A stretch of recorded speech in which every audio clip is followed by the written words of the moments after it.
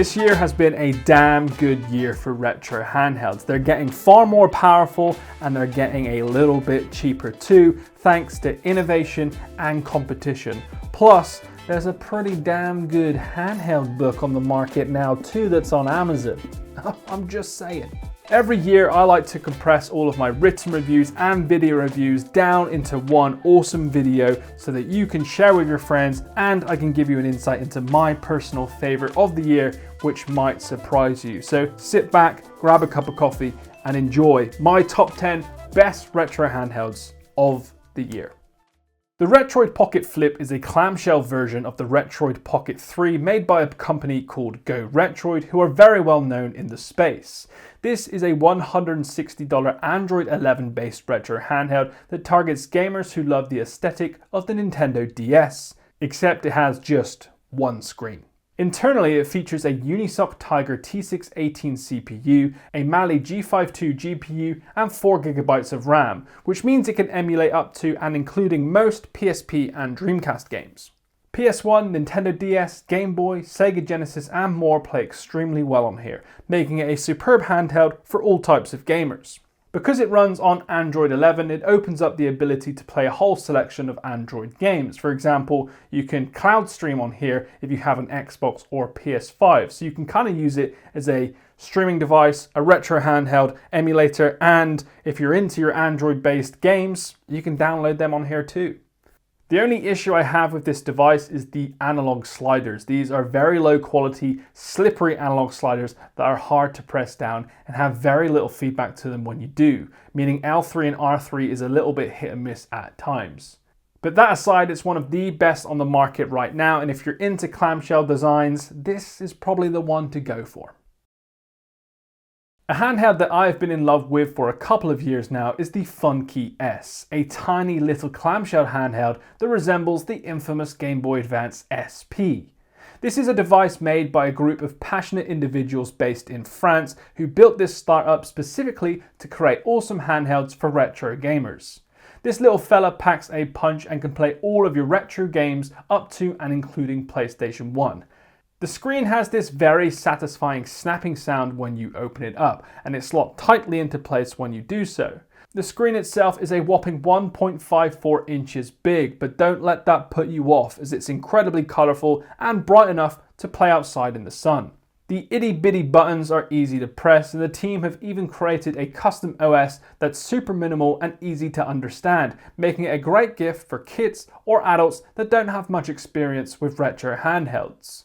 I'll admit, it's not the device you can play on for hours on end, but where the magic lies is the fact that you can just snap it out of your pocket, play some Pokemon Pinball or Tetris for 15 minutes, snap it away into sleep mode, and come back to it in a couple of days at the exact same frame that you left it at.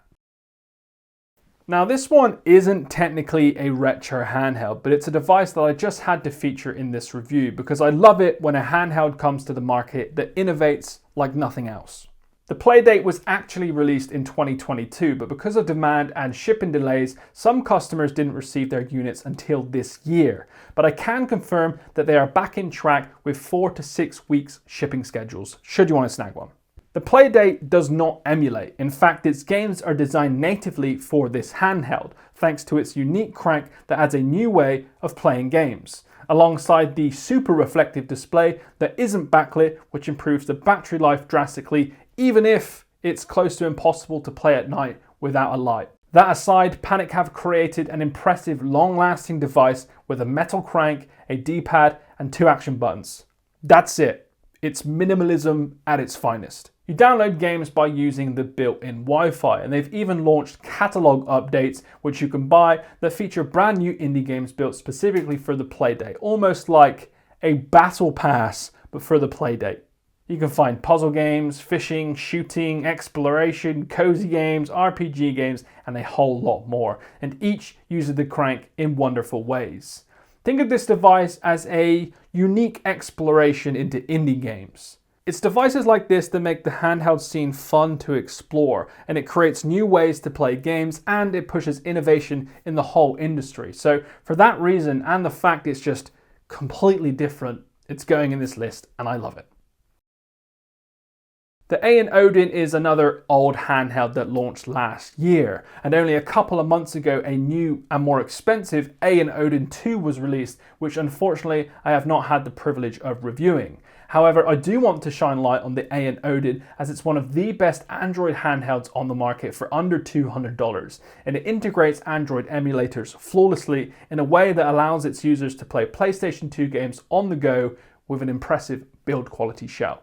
It features a quad-core Qualcomm Snapdragon CPU, an Adreno 630 GPU, 4 to 8 GB of RAM, a 1080p 6-inch IPS display with over 6,000 mAh of battery, all in a compact modern form factor with LED analog sticks, comfortable triggers and practical buttons which can fit in your backpack. It's not just PS2 that this can emulate either, it's Dreamcast, Wii U, PSP, GameCube, PlayStation 1, Sega Saturn and more.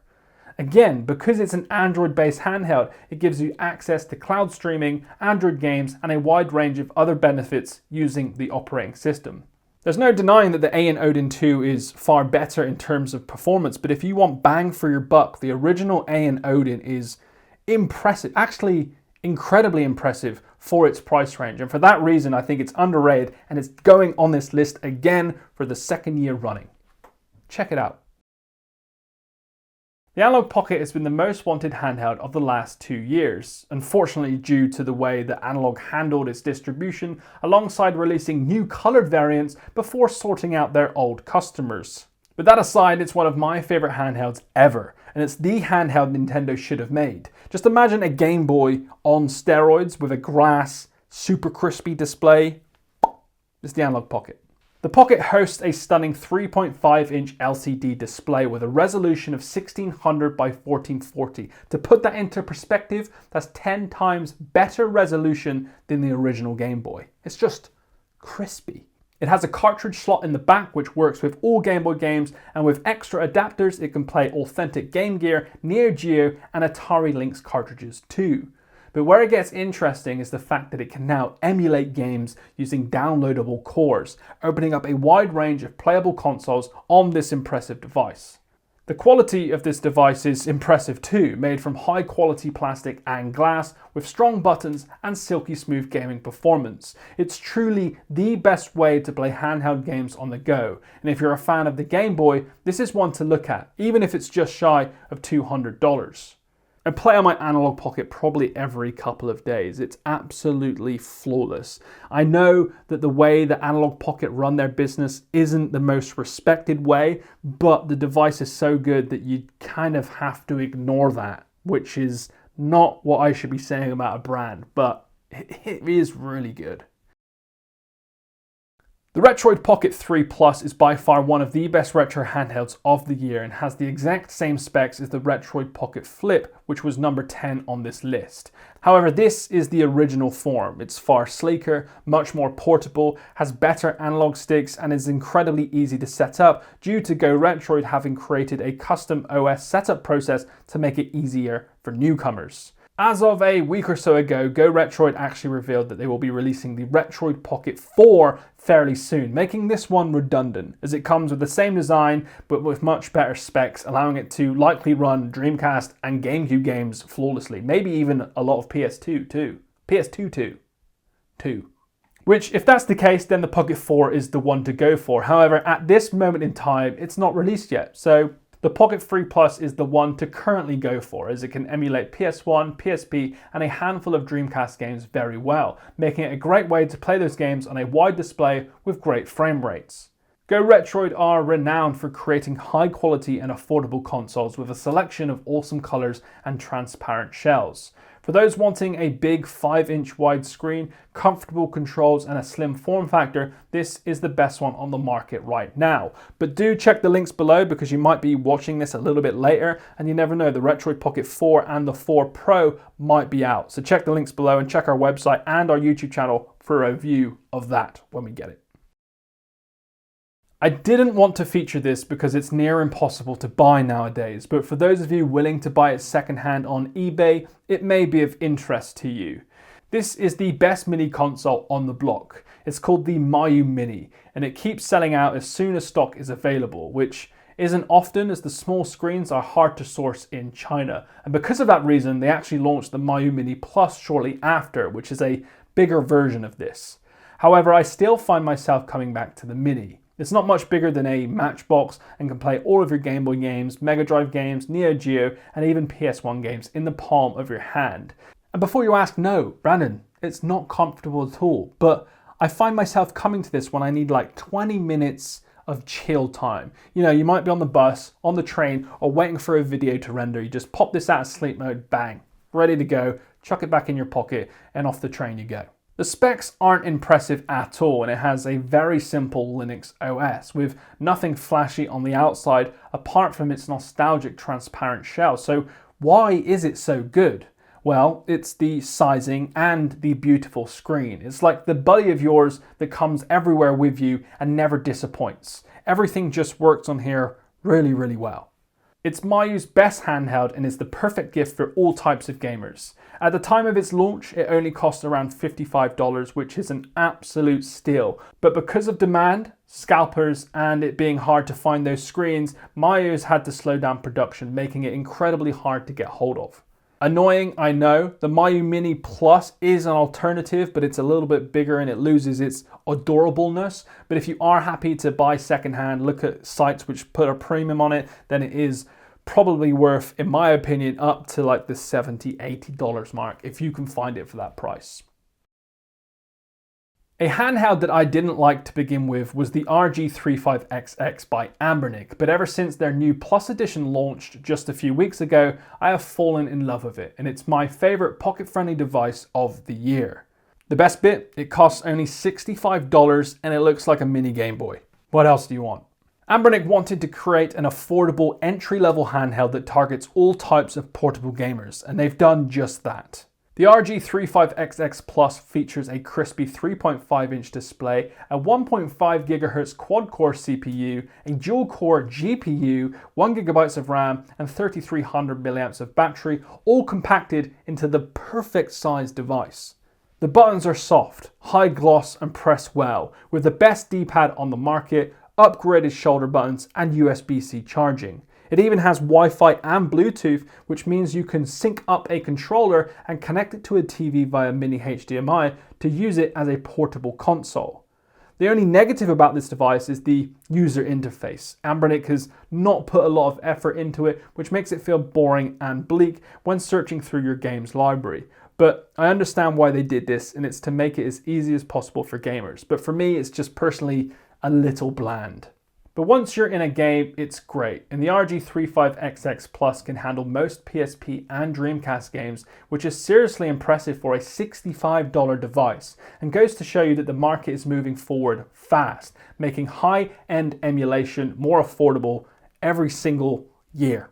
So if you're a fan of Game Boy looking handhelds in a vertical format and want probably the best bang for your buck device on this list, this is the one to go for.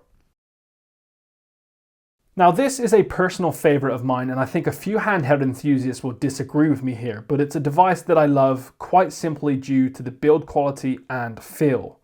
This is the Anbernic RG405M, a metal handheld that feels just like a modern day Game Boy Advance and has enough power to emulate PSP, Dreamcast and a handful of PlayStation 2 games. It was a little hit and miss when Anbernic announced it due to the dual Linux and Anbernic OS alongside the pricing coming in at $168, which is high for Anbernic products of this caliber. However, there's a lot to love about it. First of all, it's rocking a metal shell which makes the handheld feel incredibly premium and becomes almost impossible to break when traveling. Secondly, it has some nice specs too, for example, a 4-inch IPS display with a resolution of 640 by 480, making it great for retro games, a octa-core T618 CPU, a Mali G52 GPU, 4GB of RAM, 4500 mAh of battery, and my favourite part, whole joysticks. This is one of the first affordable retro handhelds to start bringing that in, and they've started a trend now. Every handheld that pretty much comes out above the $100 mark now has analog whole joysticks, thanks to Anbernic starting the trend. Last year, metal handhelds was a big trend, but this year it's started to slow down, which puts the RG405M in the spotlight a little bit and makes it a little unique. I love it. It's metal, it's powerful, and it looks like a Game Boy Advance. Yes. Last but certainly not least is the Retroid Pocket 2S, a $99 handheld that has surprised me in more ways than one. Their line of Pocket 2s have seen a wide range of upgrades and transitions over the last year or two, but they finally perfected it and have packed in great performance with a 3.5-inch display on Android OS, great design, and top-tier comfortability. It's the best handheld of the year and perfect for both newbies and enthusiasts. They'll even let you upgrade the RAM to 4GB for an extra $20 should you want to squeeze out a little better performance out of it. Like the Flip on the Pocket 3 Plus, it's incredibly easy to set up, pre-installing a bunch of emulators for you straight out of the box, and all that's needed is your ROMs and you're ready to go. It has a rectangular design with a Vita-like D-pad, flared shoulder buttons, 2 speakers, soft but clicky action buttons, 2 whole joysticks, and a touchscreen display, making access through Android that little bit easier. You may be thinking, well, at that price it won't be emulating much, right? And that's where you're wrong. This can in fact emulate PSP, Dreamcast, and a little bit of GameCube. Heck, I got Simpsons Hit and Run to run really well on this thing, all for $119 in a form factor that's no bigger than that. Bosh. It's handhelds like this that push the industry forward and force competition to innovate and lower prices if they want to sell their products to a wider audience. The Retroid Pocket 2S is close to flawless. The only negative I had about it was the large bezels around the screen. So that should prove how good this thing is if that's the only negative I had. It's my best retro handheld of 2023. Go Retroid should be very proud with what they created, and I have to thank them. You know, I do give them some stick sometimes, but they've created such incredible devices this year that it's pushed competition to do better, meaning we get more value for our money. So thank you to them. There's purchase links in the description box below and links to our reviews. And don't forget to check out our book, A Handheld History. It took us 2 years in collaboration with Lost in Cult to make this. So please do check it out. It's on Amazon and likely in your bookstores as well all around the world. So grab it while you can. It's about 29 to 35 pounds. So, you know, it's totally worth it and makes a great gift. So yeah, thanks for watching, guys. Subscribe for more reviews of handhelds, and I'll see you in the next one.